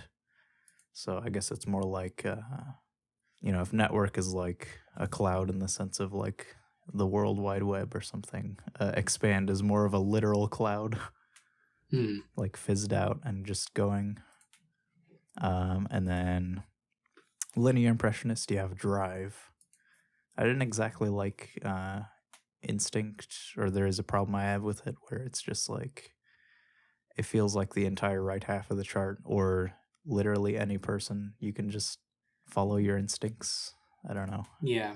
It doesn't necessarily feel particularly tied to the bottom right. Also, there are people who hate instinct as a concept, but who would be much friendlier to drive. Yeah. Yeah. Well, also, anyone in the chart might be driven, but being driven is the same as drive. And I guess you get what the word Yeah, if you think of driven, I guess, low entropy, it's like very simple or very well contained, but low structure. So it's very fluid. You got drive. Yeah, that's going to be what I call that quadrant from now on. Yeah, definitely. It's very good. I would go so far as to say, no, it should be pure drive instead of pure instinct. That's way cooler. Driver. And then we have order again, which, it works. I don't know if there is anything I would rename it to. I think order's already seems fine. Good. Yeah. I like it more than Roman's original understood. Oh yeah, that's order's a lot better than that. Yeah, I'm an understooder. I'm an understudy. Yeah, which doesn't even necessarily make sense because you kind of, in order to understand, you have to expand. Understood. Yeah. In order to understand, you must expand your mind. Is this going to turn into like an inflation gig? No. No. You're so horrible. It wasn't going to until you said that. Fuck you. Wow. Okay. If you're listening to this, I insist that you make inflation fan art of Urcoy. No. I guess... Please send it to him against his will. Okay. I bet you can't faze me with anything. My temperament is ultra relaxed. So good luck. Yeah. Give me your worst. You heard him, folks. You know what to do. If this show still has any listeners. Yeah. What was the view count of the last episode? Oh, terrible. Maybe it was a dumb idea to release 2 3-hour podcast episodes on the same day, because that meant that everyone just chose one and watched that. They have like half the view count of all the other episodes. That's hilarious. It's a really dumb idea to do it that way. Maybe we should have had one unlisted and linked within the other one. Oh, we should have just waited for a bit and then released the other version. Yeah. Yeah. Just waited a week. That would have been a way better idea. 2 weeks. Anyways, any more on the quadrants? They're pretty... I think we know about them. Yeah. No, the name is good. Cool. Go on. Okay, so now we get to the individual types, which I guess are sort of like verbiage to describe a disposition, I guess. Mm-hmm. But yeah, I'll go straight to the top left because there's 2 there that I'm not a fan of. We have the compute or the computate for human calculator, which at the time I wasn't actually thinking of, replacing the name. I just wanted a different name for the quadrant. Like I didn't want anything on here to have the same name, but I just left. Yeah. You want a thing that they do. Also, you probably want to stick with one word per type. Yeah. Yeah. Also, so I just condensed that. I didn't really think about it. So I don't know if there is yet another word. I did originally actually have also row and column names on this, but it felt like a bit too much. But I think that's not too bad. Do you have them saved, please? I remember I had formulas as the green column. Like formula. Yeah, because you're like condensing everything into a formula that which it can unfold. Yeah, we should actually have that always on like every read chart, like 2 axes, like 4 quadrants, 16 types, and 8 descriptions. So we always have 30 things. Yeah, it ends I guess with I can look 0. and see if I have. I might. Oh yeah, it looks like I do. If you have it saved, please post it. Let me grab that. I need to see it. Here it is. Hold on. Wow, penis chart 1.0. I can't. It's so ugly. Oh, piss. Oh shit, it's piss column. Formalize, theorize, advocate, generate, ruminate, extrapolate, typify, enact. Typify. I don't know if I like them all, but ruminate is interesting. Ruminating has usually to do more with like I think I'm not sure if I like that one. I don't know. Extrapolating generation is sort of what conjuring is, I suppose. Yeah. Extrapolate. That's good. Okay. So for viewers, from categorical to impressionist, we have formalize, then theorize, advocate for the purple column, and generate for the red column. Then top to bottom, we have ruminate at lateral. We want to change that one. Extrapolate, then typify or typify. I'm not sure which. I choose both. Typify. Probably typify. And enact. Enact, yeah. Well, typify sounds better, so I'll stick with it. Oh, I would have 100% chosen typify. Okay, yes, I'm nice. Well, no, because I, a master of language, also would choose typify because I think that feels more like what we were going for. Yeah, I thought you were like literally meaning like typing. No, not typing, like typing people, not text. It's typify because it's typical. Right, but it's still it's yeah, I would have never. Right? I would have never thought about typical or anything like I would have never thought about that word. Yeah, think about something that's like, oh, that's typical. It's like slightly more, getting at a broad cultural complex thing, but it's pretty like standard and everybody knows it. Actually, I have one question. Why is invite? Invitate. We're getting like way ahead of Wait, what? Invitate? Oh, never mind. Okay. Yeah. I'm sorry. Just continue then. Sorry, we like diverged away from types into columns. Yeah, ruminate, I don't know about that one. That's just like, that feels like contemplative too. Okay. Not great. What about enact? Do you like that one? I don't know. Enact, yes, I like that a lot. Enact, yeah, I like enact. Okay, cool. That's good. So how about columns? I like formulize. I think it's cool. Formulize. I think it makes sense.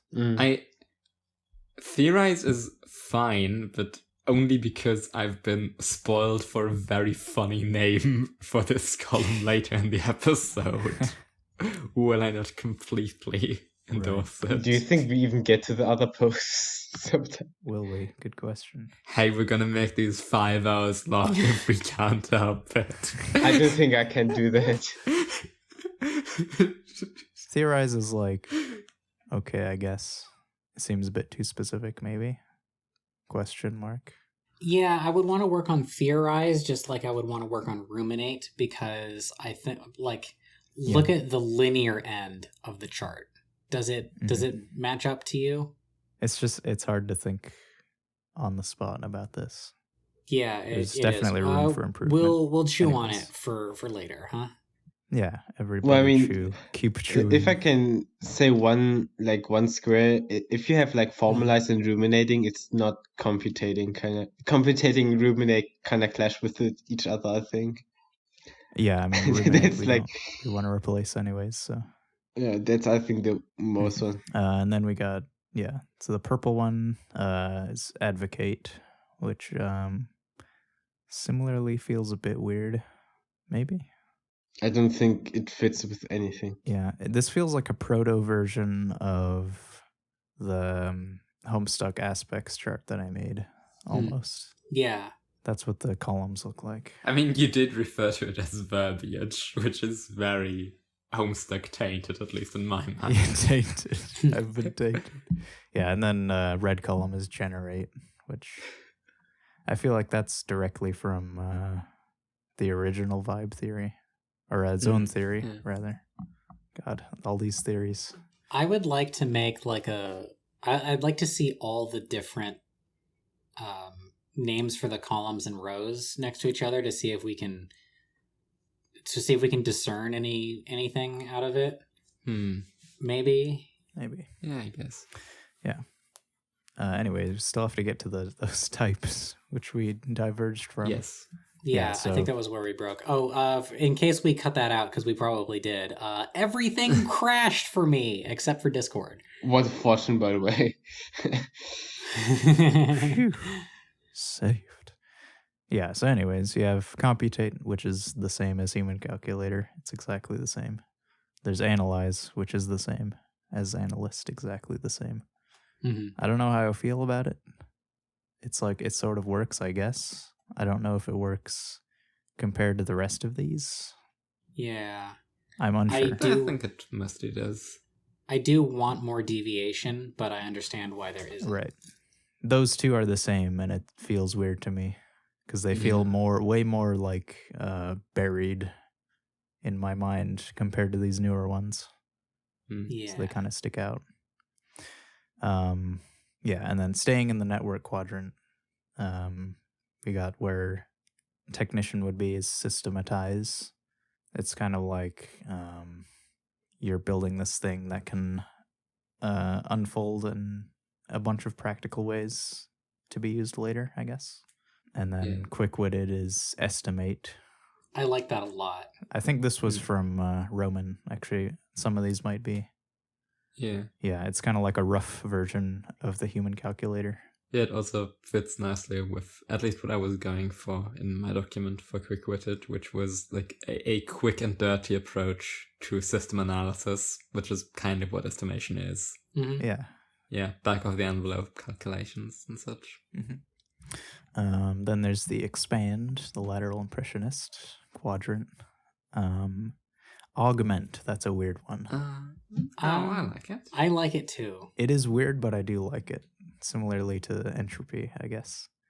I guess what I was thinking of augment, I don't know if everybody knows what that is, but I guess if you think of it as networking into the expanse, you're kind of like, it's like taking one thing and sort of like weaving it throughout, I guess. See, I think of augment as making something more.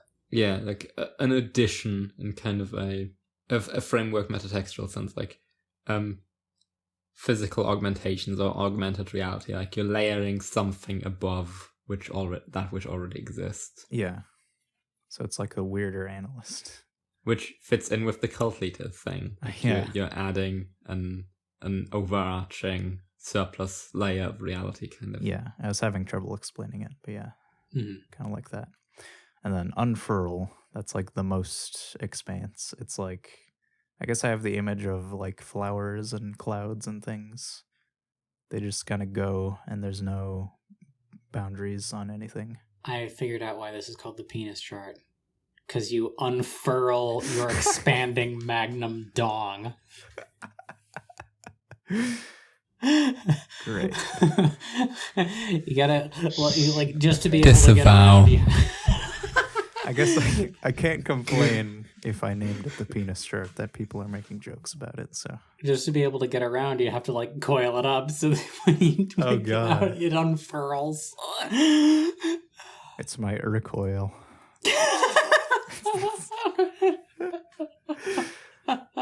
Fuck's sake. Okay. Anyway. Yeah, let's get furls in order. Yeah. In order, yeah. Cultivate. That's the overseer zone. Yeah, okay. You're taking, all those crazy stuff out there and you're combing it down, gathering it all up for other people. Or for yourself, if you're selfish, like me, or something. I don't know. Yeah. Cultivate. Cool.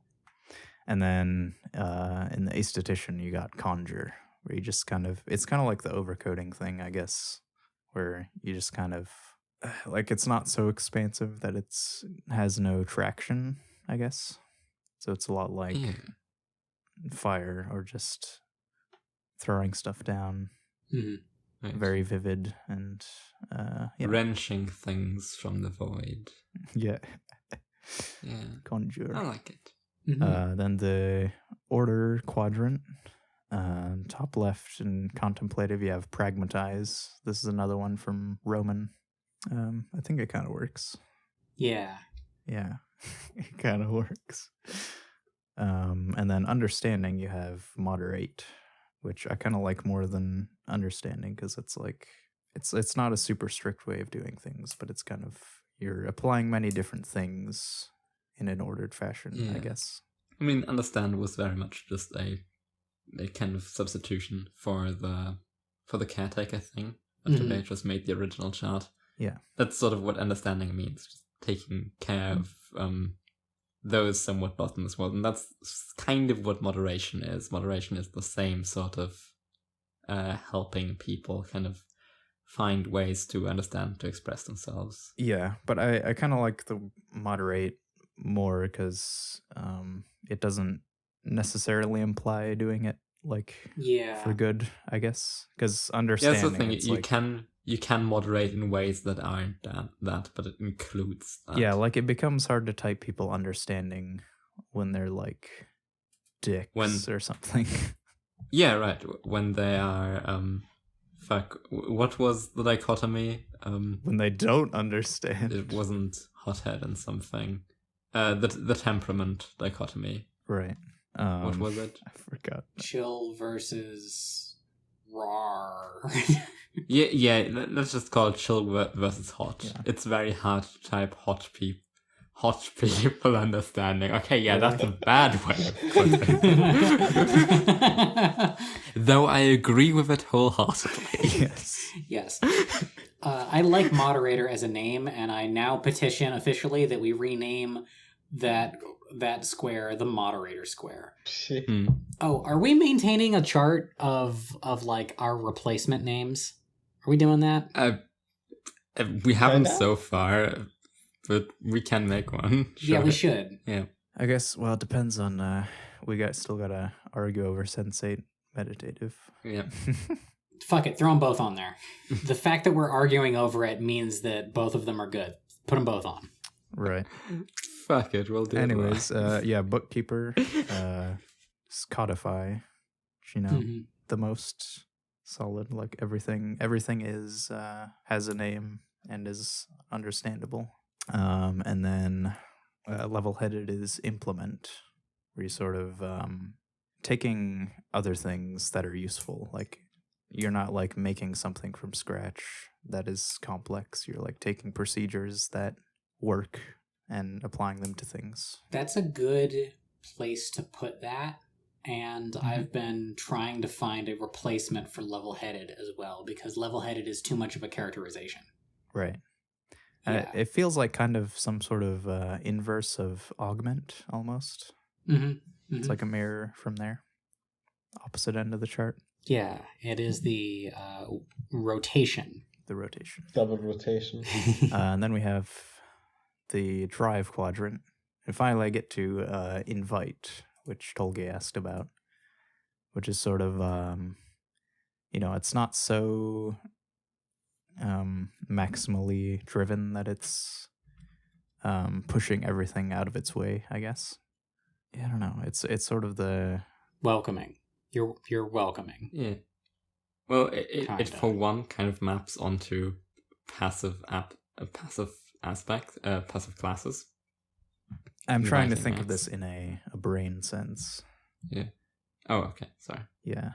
Like, if we think of it as a step down from estimate, it's like not being super complex or particular, but it's not, you're sort of aiming things in a way that is smooth, I guess. Mm-hmm. It's the smooth square. Yeah. I guess. You're kind of carving out the canal, but you're not forcing the water to go down it. That's just where it will naturally lead. You're inviting, which I guess is like a step down from cultivate. Yeah. Yeah, I agree. There we go. Yeah, I was looking at the other stuff that was around it. It again ties into the original names, because what is a room brightener if not inviting? Yeah. It's a good one. And then to the right of that, in the orange square that we can't decide on, is affect. I like affect. It's one of those like weird edge case words that's like you have to remember the difference between affect and effect, and like they're pronounced the same if you're just casually speaking standard English. Yeah. As effect. All right. Okay. And affect, to really like stress it like that, is like a personality in a space and affecting that into other people. Yeah, I have the image of like a monk for some reason. Yeah, you like go to talk to a monk and there's just something different about him. If your emotions have area of effect. Yeah, it's AOE. Yeah. Just think of it in the context of, affective disorders or such. Just disorders in affect, in the way you present yourself, the way you convey emotion, kind of, or even experience emotion. Or affectionate. Yeah, or affectionate, exactly. Yeah. As a second language speakers, I'd always say affect and affect. Like the tonality goes different ways. Right. Affect, but yeah, probably for native speakers, at least in some regions, there's no difference. Mm-hmm. And when it's a noun, you say effect. Yeah, of course. Generally, I'd never say effect. That sounds stupid. I'm referencing a buddy of mine, and also Dexter's Laboratory, the Genndy Tartakovsky cartoon. Oh no, the array is having no effect. Well, the IPA says that affect is okay. It is correct. Yeah. It's supposed to be a schwa. It's effect. Whatever, regionalism. Not effect. It's fine. Oh, yeah, of course, there are dialects. But dialects are wrong. I say, as a German from a region that is heavily dialected. Pain. Okay. Clear-sighted is actuate, which I think of as kind of like a nudging almost, like an elbow in a direction, kind of pushing something along. I think of like mechanical actuators, like the bendy bits. The bendy bit. Also just pushing a lever or such. Yeah. Actuating something. Yeah. Push the button. to keep with... No. Okay, go on. Finally, the pure instinct, we have vitalize. It's like the most... You just go straight for the most important bit. Yeah. Imbue with essence. Go for the heart.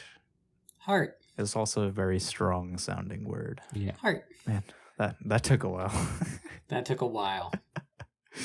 I guess, if you're going over every single square. But it's a good chart. There are good things on there. Cool. I feel like I cultivate. I have some structure and a good bit of entropy, and I also extrapolate and advocate. Like, this is a good intersection of things. I expand on stuff.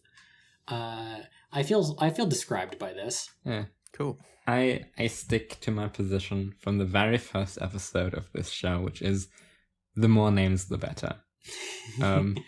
Even if I don't completely agree with all of them, I feel like if you just layered all the terms for every one square above each other, it would like draw a picture around what someone needs to get out of it. Painting with words. So just, the more approaches we have always helps and is good. It never detracts. Yeah. At least so long as the person who made it has any idea of what they're doing whatsoever. If someone just placed random terms on a grid, that probably would be detrimental to understanding of the system. I'd like a master chart that has all of the lenses to look at the chart through that we have approved of. Yeah. That we have approved of. Yes, that we have approved of. We are the ultimate arbiters of what neurotyping is because the entire rest of the world has abandoned it. Wow. Yes. Except the other people who claim to be the last remaining pillars of what neurotyping is, but they're wrong. And if they were right, they'd be on the show. Scroy. Give us the server. You cowards. I barely moderate my own server. Oh, what? Oh my god. No. Don't say that, man. I've got nightmares of that. I mean every word of it. No, I meant Tarbuck. Don't say that. What? The idea of not moderating your server. Yeah, not moderating your service. He doesn't moderate his server, he cultivates it. Yes, exactly. That seems horribly close to the word grooming, but yeah, sure. Yes, completely accurate. Almost all of my friends are younger than me. That's why I said wasn't there a joke a couple episodes ago? Yeah, I know there was. Wasn't there a groomer joke about overseers a while back? Yeah, I feel like there was. Oh god, it was fascinators, but okay. Oh lord. Disavow. Yeah, absolutely disavow. I said it first. Where's my disavow button? Yeah, we should have a soundboard actually. It's kind of a good idea. Yeah. Tolgi is the most moral because he pushed the button first. Yeah, I mean he's in the square that maps onto neutral good. Yes. Wait, is he? I forgot how alignment charts look. Neutral good is is upper middle. Yeah. So that makes him lawful good. Oh wait, I meant lawful good. Yeah. Also, yeah. I'm just an idiot. Yeah. God damn it. Wait, isn't lawful good usually top left? Usually? Top Am I left, getting yeah. the... Yeah, okay, That's what okay. we meant. I thought I flipped it, yeah. This doesn't make any sense. Let's. Yeah. It doesn't. No, it's not. Wait. Have we addressed the fact that the alignment chart and the neurotyping chart are the same chart? They are not. No, disavow. What? That wouldn't make any sense because the chart that we've accused of bad things would like lie in the good section, so it doesn't make any sense. Well, it's upside down. No, it's not upside down. It's left side right. This is nonsense.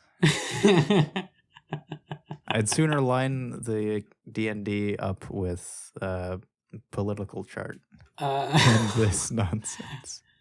Let's see. Lawful good is authoritarian left. Chaotic evil is libertarian right. Yeah, I agree with that. Yeah, we did it. Let's go. Yo, I don't think we can even finish the next post. I think the next was is absolutely the last one. Oh shit, my mic is very close. Oops. Yeah, we maybe should. Mm-hmm. Because we're hitting up on our 2-hour limit. Yeah, and this is also very long. I think this is the longest. It's like what, 16 pages? Yeah. I mean, it's a long article. I don't know how long we'll talk about it, especially since it just repeats in the middle.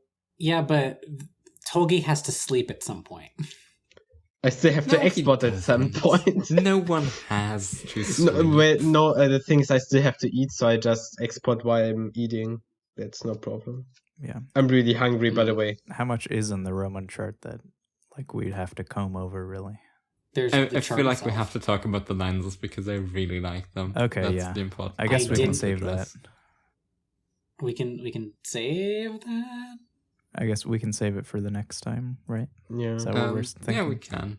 We can just save. We can save however many posts we want for next time. Okay. Do you want to keep going, or should we end here? That does give me a chance to actually read about what the lenses are, because I skipped that part entirely. Okay, yeah, because I think that's really good. Right. So I would like to read talk about this through the entire document too, even if there's not too much there. So, do we want to do that 2 days from now? Because I do. We can. Yeah, if we have more. Yep. If we just want to record another episode, yeah. Yep. No problem.